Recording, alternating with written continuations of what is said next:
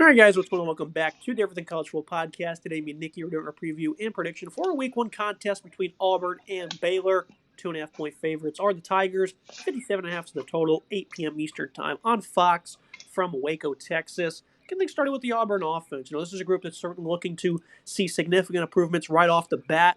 As despite putting up almost 4 touchdowns a game last year, there's a whole lot of disaster, inconsistencies at quarterback. The run game at times just wasn't as good as it should have been in conference play. Offensive line woes. There's just a collection of issues for Auburn, and I think you can certainly look to put behind them after a strong portal class. They finally get active in the portal at quarterback. Hugh Freeze goes out and gets a guy I think is going to do very well in Jackson Arnold. This is a 5-star recruit from his time in high school who really got a short end of the stick at Oklahoma. This is a guy as a first-year starter, was tasked with navigating around the worst offensive line in CFB. He was also down his top 7 receivers all year due to injury.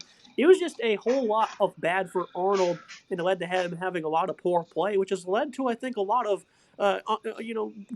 ridiculous disrespect, I think is the best way to put it, Nick. I just don't think it's fully vindictive of the situation he was diagnosed with. And I think Jackson Arnold's going to be stepping into a much better one at Auburn, and that starts with an upgraded receiving corps. Cam Coleman was playing lights out as a 5-star true freshman towards the end of last season. He's certainly expected to continue his hot streak. Malcolm Simmons had 450-plus yards last year. I'll check his status because I know he was battling some issues. They also went and picked up Eric Singleton from Georgia Tech. He was considered the top receiver in this portal cycle. Horatio Fields, a nice jump ball guy, a physical pass catcher as well. Guys like Bryce Kane, Perry Thompson. I know we just pretty much named everyone in the receiving group, Nick, but all these guys are important and they're young. And a lot of these guys are highly talented players as well. And I think Arnold is blessed instantly with an upgraded supporting cast. Hugh Freeze finally went out and got himself a quarterback. Got to give credit where credit is due. He landed not just one, but he landed 2 quarterbacks. Landed Ashton Daniels from Stanford as well, who was pretty solid at times for them.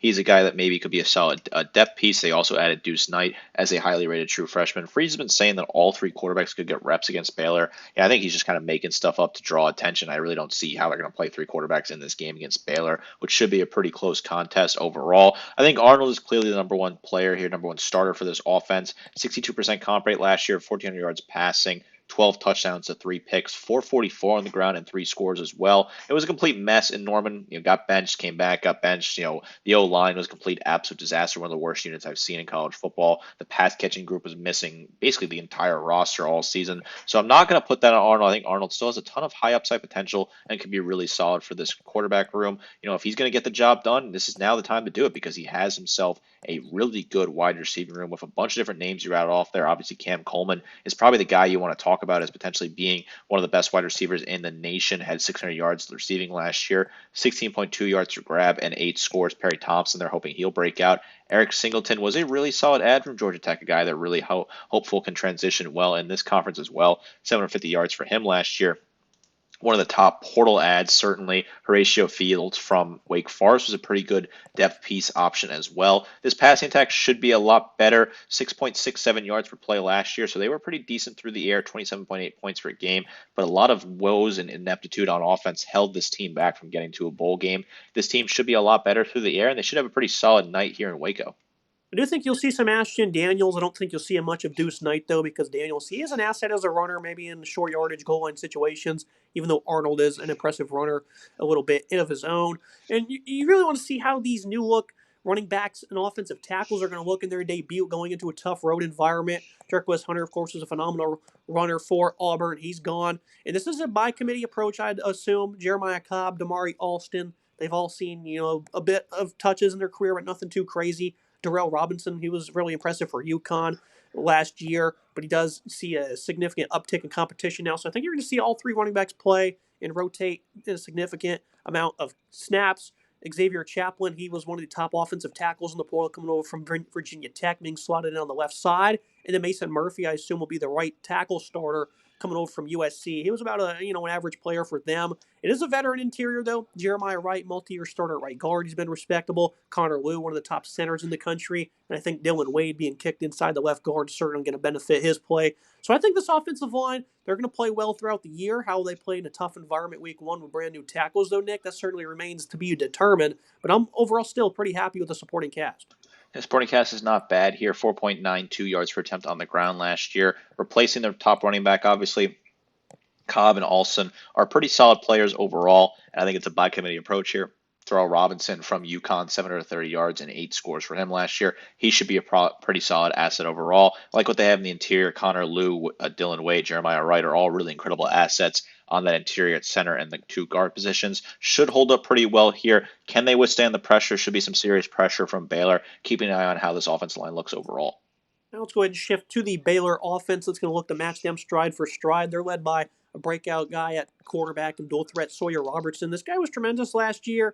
28 touchdowns through the air, 4 more on the ground. His rushing total wasn't all that great, only 230 yards, but he certainly is a dual threat, as I think he can burn opponents with his legs. But most of his damage did come from the pocket. 6'4", 220, 3,000 yards. We were really impressed by him last year. Operated this offense very well. I think this is a guy that impressed in the bowl game even. They were playing from behind the entire contest against LSU. Still able to put up 445 in that one. Did make some mistakes, though, that ended up resulting in a loss in that contest. But I think with, an offseason of work under his belt as the starter with all that confidence, I think you're certainly looking at a guy that can lead you to victory, as an underdog here to an SEC opponent. I think his dance partner in Bryson Washington is going to help lead an elite run game.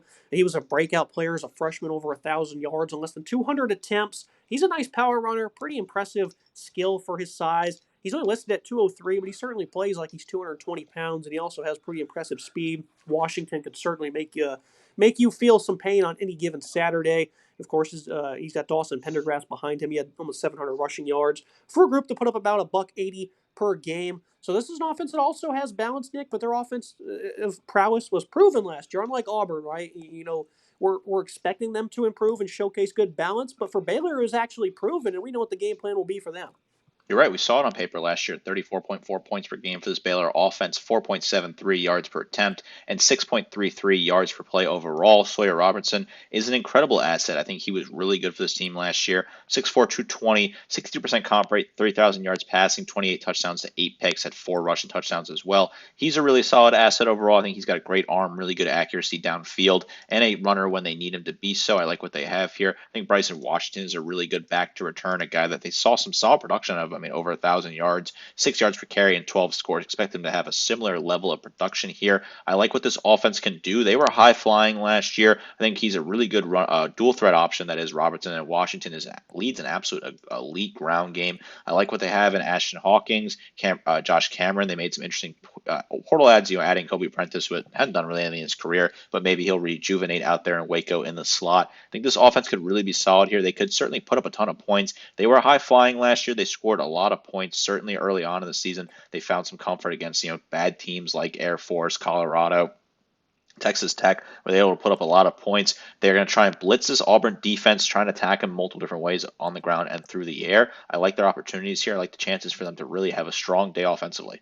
Yeah, focusing on those receivers. They also picked up Cole Wilson, tremendous ad from Texas State, a productive player there. You look at Cameron and Hawkins, a veteran duo of the program. Cameron had 10 scores last year, 754 yards. He's going to be the alpha for them. Hawkins, he's also been around forever, it seems. So they have a nice group of weapons collectively. And, Auburn, they're going to be looking to break a bunch of those guys in. Well, these guys are veterans of the system. They return 8 starters in total. So these guys were able to build some nice chemistry last year. And this offense should be able to improve upon the numbers they had last year. They were pretty lofty. The offensive line, they were good. I'd say above average is the way to put it. They do return 3 key starters. Sidney Fugar at left tackle. Colton Price at center was great. And they have one of the top right guards, and Omar Egbidian as well, going up against a physical SEC defense, Nick. I would expect this O-line to play well, but I think it's kind of a wait-and-see approach. Certainly a tough test for this O-line against a physical SEC defense that we'll certainly highlight in a second. So that could be a tough task, but I like some of the pieces they have. I think Colton Price is a phenomenal asset at center. And overall, I'm pretty high on this Baylor offense. I think this offense is in a really good position here. I could see them scoring a fair amount of points in this game, and I like what they can do production-wise. I think they have a great quarterback, a really good rushing attack, and some solid weapons at wide receiver.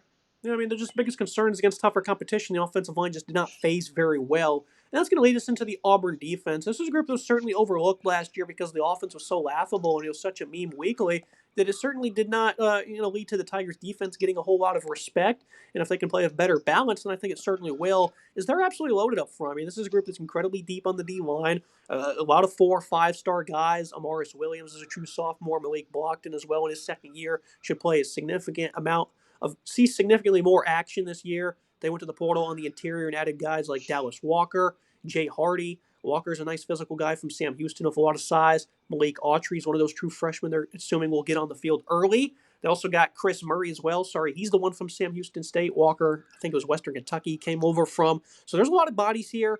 Kevon Crawford, Kendrick Falk, two veterans of the program at those pass rushing positions. Falk, a lot of people are saying this guy can go number one in the draft next year, Nick. So him and Fugar, it's going to be a hell of a matchup to watch, and it's one I think is probably going to favor Falk tremendously. And they might need to see, a guard come to help, maybe a tight end chip. You're going to have to see, a lot of two-man attention on him on most downs. This is a phenomenal defense last year, right? It was overlooked because the team was struggling offensively and the quarterbacks were making mistakes, and there were just so many issues with the team fundamentally that people didn't really look at this defense. That was great. 21.3 points per game given up last year, 3.08 yards per attempt, 4.88 yards per play. You look at Falk, he's a really talented player, right? 45 total tackles, 11 tackles for loss, 7 sacks, 7 QB hurries last year. Expect the big man to be a big asset on the edge there. Dallas Walker came over from Western Kentucky. He was really solid for them, 49 total tackles. He should certainly get some reps deep here. Jamison Travis, Mekhi Blockton are all players that are really high on here. I think Blockton could be solid for this team. He's out of Pike Road, Alabama. Mentioned 6'3", 300 pounds. He was a really talented player. 16 total tackles, 4 tackles for loss for him. I think he could be really good for this team. Amars Williams, they're hoping he could step up as well. Jay Hardy was a pretty solid add. So this is a deep defensive line. I think this defensive line could have a pretty solid day here. They were really good against the run, and obviously Baylor's going to try to run the ball. I think this defensive line has a key matchup advantage against that offensive line. A very strong defense with a great interior. Yeah, great run defense. They're have to be extra sharp in this one as the linebacking group certainly concerns me. It's a clear weakness on this roster. When we broke them down in full, we thought that it's a young group. It was expected they're going to struggle. They did get a nice addition late in the portal, though, in Caleb Wheatland coming over from Maryland. That's certainly important. DeMarcus Riddick, though, I think he's a clear starter in his second year. He's the guy you're going to look to for improvements. Xavier Atkins, an athletic guy they picked up from LSU, but he's still incredibly young. Robert Woodyard hasn't seen that much time in his career, so I'm certainly curious to see how this linebacker will play. I'm definitely going to be paying attention to who the guys are that they bring out. Jake Spavital, offensive coordinator for Baylor, Nick. This is a guy who's a creative play caller. Lots of screens are in his game. These linebackers, they're going to have to be able to diagnose those screens, especially with the variety of formations they like to utilize the screens in. These guys have a very important, role despite the run defense. Even if they do turn in an elite effort, these guys, if they play poor, can certainly burn them. This linebacking core certainly has to be good here. This is a big test, right? Can they be good against the run? Can they be good against the pass? I think Robert Woodard, I'm a little concerned about his productivity and what he can do. He only had 17 tackles last year. True sophomore DeMarcus Riddick is expecting to has to take a huge step up. 27 total tackles for him last year, 3 sacks. He has to be strong. They got to be good against the pass. They got to be good against the run here. I certainly think Sawyer can take advantage of them over the middle, and certainly trying to find a way to take advantage of this linebacking core. That's just a weaker part of this defense. I'm going to keep an eye on see how they progress in this game. They may get beat, and that could certainly be Auburn's downfall. You look at the secondary, 4 or 5 starters returned for them. This was a pretty good secondary last year. Didn't allow a single game of 300-plus passing. The last 2 games against A&M and Alabama were a little bit rough for them, but they weren't really all that bad. And I think, with all the youth they had last season, learning this system certainly is going to set them up to do damage this year. I think it's a talented group. Kalen Lee at corner, Jay Crawford, these 2 guys are going to be playmakers. They also picked up Rayon Strader, who's a competitive corner, added to that room. Caleb Harris, I think, is going to be a star at safety as time goes on. Sylvester Smith, and then the other free safety spot, I think, are what you want to monitor because those are the 2 positions I think are most up for grabs. Depth is significantly unproven, especially in the cornerback group where it's very young. So, if this passing attack is really putting it on them, there's not too many guys that are going to be able to come split in at corner. So they have to play with confidence. They have to be stout. But collectively, I think the secondary is going to do just fine. Yeah, the secondary was pretty solid last year. Only gave up 12 touchdowns, had 8 picks, gave up 2,500 yards total. I think this is a good unit. I like what they return overall. I think Sylvester Smith's a good player. Calvin Lee is really solid. Caleb Harris, pretty good as well. But you're right, the depth is a little weak here. Some of the starters are younger. I'm looking at Harris and Crawford are 2 true sophomores. So I think this is a unit that could be really solid, but this is a tough passing attack that will throw a lot of different schemes and a lot of different looks at you. I like what the play callers can certainly do in Waco. They may face a tough test early on. These guys got to be focused and sharp, especially the younger cats here, because this is a very talented Baylor offense they're facing against. Now we're going to go ahead and shift things to the Baylor defense. Getting things started with their run defense. I feel like this defensive line's a little bit poor just because they have not been all that great the last couple of years, and nothing's really indicating they'll be much better. Jackie Marshall at defensive end. He's a standout, though. He's phenomenal against the run. The rest of the group, though, guys like Cooper Lenz, Tazino. Veterans of the program haven't been all that great. They went to the portal to get a couple of guys. Nobody that's really seen extensive action anywhere, though. Ronnie Maggio, another veteran of the program, Trent Thomas. So a lot of these guys have been around forever, but the defensive line just have not really played that well the last couple of seasons. And last year against the run, I mean, for the most part, they were all right, but they did have some poor outings. West Virginia, Iowa State absolutely torched them. They did quite well against everybody else. I mean, even Kansas though had 200 plus rushing in that one. It was a blowout victory though. So even with the poor run defense, Nick, they had those games of 200 plus they allowed, and they ended up going 2-1 in those 3 games. So it's not the worst liability in the world because this offense was able to match punch for punch. But against Auburn, that's not going to be the greatest strategy. This is a defensive line that has some interesting pieces, but overall, I agree. This is kind of a weaker unit that may not go punch for punch with a very strong Auburn team out of the SEC. Jackie Marshall, he's got to step up and be big for this team. 42 total tackles, 6.5 tackles for loss, 3 sacks, 5 QB hurries. Look for him. He's just a really talented player. Can he be strong here? Devontae Trezon as well has to be good. Cooper Lands, he's got to be a solid player in rotational depth. They want hoping that he could be good. The 6'4", 286 product out of Denton. He went to the same high school as Jackson Arnold. Kind of interesting. 15 total tackles for him last year, 34 the year before that. They're facing a very tough offense overall. Last year they gave 4.2 yards per attempt or 02 yards per attempt on the ground. That is 26.7 points per game. Auburn's going to try and find some ballast here, but this is a poor D line that's got to find a way to step up here. I just don't know if these guys have it totally in them. Got to see it. Keep an eye on this. Can they be strong against the run? Can they put pressure on Jackson Arnold? Now, this 3-4 defense hit the portal heavy at linebacker, and I'm very intrigued by this group. Keaton Thomas returns after being a superstar for him last year, highly productive player. They went out and got some pretty proven guys. Travion Barnes, FIU was a nice producer. Amari Winston played plenty of snaps at Oregon as an ex-4-star. Matthew Fobbs-White was a standout for Tulane. So they went and got some really good guys that I think they can plug into this system and be strong right away. But again, it is a transfer-heavy group, and sometimes I can take a minute to break these new players in despite them having plenty of experience and plenty of production to their name. Thomas is certainly going to lead the way, though, Nick, but how do you think these other guys will be inserted and how will they do? I like Keaton Thomas returning. Obviously, he was really solid for this team last year. 114 total tackles for him. He was really good. He had 3 QB hurries as well. But like you said, a bunch of different transfers are plugging in. I think Winston could be really solid for this team. I like what his potential looks like coming out of Oregon. He was a highly ranked player out of high school. Matthew Fobbs-White, they're hoping he could be really good for this team. He had some solid production at times at Tulane. 21 total tackles, 7.5 TFLs for him. Trevon Barnes is a guy they're hoping could be really solid as well. There's a bunch of different linebackers are plugging in here. He was productive at FIU, right? 130 total tackles, 10.5 TFLs, 3 sacks, 4 QB hurries. Can he make a jump up? 6 foot, 245 for him. I think Barnes could have a really good day here. Keep an eye on him. Certainly believe he'll be wearing number 36, a very talented player they brought out of the portal. Now you look at the secondary. This is a group on paper that wasn't all that good, and that includes some numbers that were significantly skewed because in conference play they gave up 262 yards per game through the air, and that doesn't include a game in the bowl season where they gave up 300 plus yards to LSU, one of those talented receiving corps in the country the Tigers fielded, and they were able to tear them apart with ease, and now they're going to face one that's just as good with Auburn, Nick. Against the tougher attacks last year, they got pieced apart. Iowa State, TCU, even Oklahoma State had a lot of success playing a close game.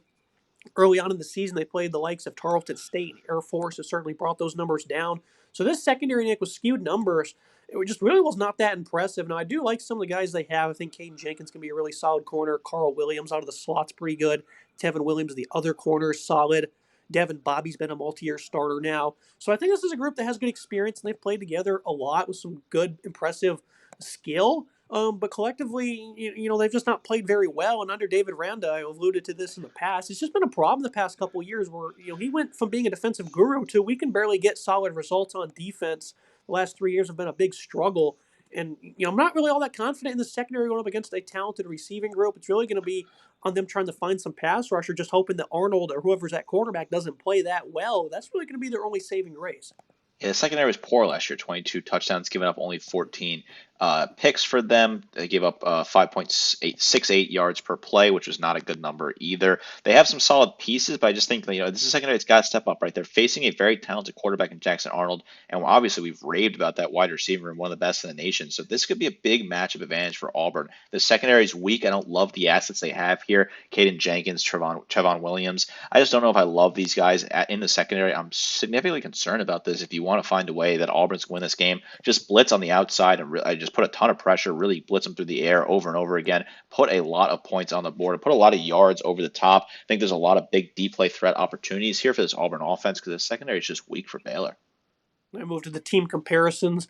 I think Baylor gets the first two edges at quarterback with Robertson, and then at running back with Bryson Washington, Pendergrass compared to a by committee approach for Auburn. The rest of them are clear advantages. I think it's a good receiving group for Baylor, good offensive line, but they're going to clear them with ease everywhere on defense. I still think they're better in the trenches. And at wide receiver, I think they're much more deeper. I think Auburn here, Nick. You compare the rosters head to head. They're certainly going to get a lot of the nods. Yeah, I think the SEC team is just a better team on paper. They're a more talented roster. They've brought in some more talented pieces overall. I do think quarterback makes sense to give it to Robertson. He's just a very talented player. Same deal with running back. You have a really good number one back in Washington for this Baylor offense. But overall, I think it makes a lot of sense to give Auburn the rest of the nods here. Now let's go ahead and look at the final thoughts in the prediction for this one. Keys to the game, I think, for Auburn. Got to get the pass game going finally. Don't let the Bears grind out yards. And if you're Baylor, get ahead early. Force Auburn to play from behind in this environment. A night game in McLean Stadium can certainly be very tough. I think the defensive line needs to match physicality. I just don't see it. I don't care what the spread is. It's only 2.5 because they're going on the road. And sometimes, I think home environments can be a little overrated. Maybe not so much in week one with a new quarterback, with all these new weapons and all that. Learning a new system. It can certainly be tough on them, right? But I think Auburn is clear night and day a better roster. They're going to do so much better in this contest than Baylor collectively. I think their secondary is going to play fine. They're going to limit that balance. They're overall just going to be much more physical, and I think they're going to torch them through the air. I think Arnold's going to be a phenomenal fit for this offense. Obviously, it is tough, though, again, Nick, going week one on the road with all these new components of your football team, especially with the pressure that's certainly mounting for Auburn right now. But I think they're going to win this one relatively easy, 10-point game. I think it'll be close for the most part. They'll pull away. Really not that concerned about Auburn not starting 1-0. A lot of pressure for Auburn, a lot of pressure for Hugh Freeze. And again, last year they played Cal early on in the season. They were the better team on paper than Cal, and they lost that game. That was at home as well. They got to travel to Waco on a Friday night. This just screams trap game for me, where they're just overconfident coming to the season with a lot of different pieces, and they get caught off guard and sucker punched by a Baylor team that's really phenomenal that they may be underrating. That's a really strong road environment, a good home environment for the Baylor Bears. I think this line is so close for a reason because Baylor has a real opportunity to contend in this game. Sawyer Robinson is a phenomenal quarterback. I like what Bryson Washington can do. I think the wide receiving core is pretty solid. The defense for both teams a little iffy on, which is kind of funny that I have a lower scoring game at 28-24 compared to what it could potentially be. But I do think the offenses here are the story. And overall, I just have a feeling that Baylor is going to find a way to win this game at home and give Auburn and Hugh Freeze a really bad loss. ESPN's analytics have Baylor at a 51.8% chance to win this game. So they like Baylor in this one as well. So take that what you will. I just have a good feeling about Baylor here on Friday night, national television, prime time. Just shocking Auburn and putting them in a bad spot. Auburn fans are extremely confident going into this game, and they are talking nonstop on Twitter, hyping up their team's chances here. I just think it's a massive letdown opportunity for a program that continues to let down their fans over and over again, and for a coach that I just don't think is doing a great job with Hugh Freeze down there. I think his job is certainly, potentially in jeopardy. I think his seat's getting warm. I think a loss to start the season in non-conference play at Baylor, it will certainly not help that case either for him. I like what they did in the portal, right? Don't get me wrong. Jackson Arnold's a great quarterback who has a lot of high upside potential. That wide receiving room is absolutely deadly. But I just think that O-line potentially has some question marks. I think the rushing attack does not have enough depth. And I think the defensive unit in general has some interesting question marks that will have to get answered as well. Give me the Baylor Bears in this one to pull off a little bit of an upset and what should be a good way to start off the week for college football. So, for today's episode, make sure you guys like, comment, subscribe. See you next time.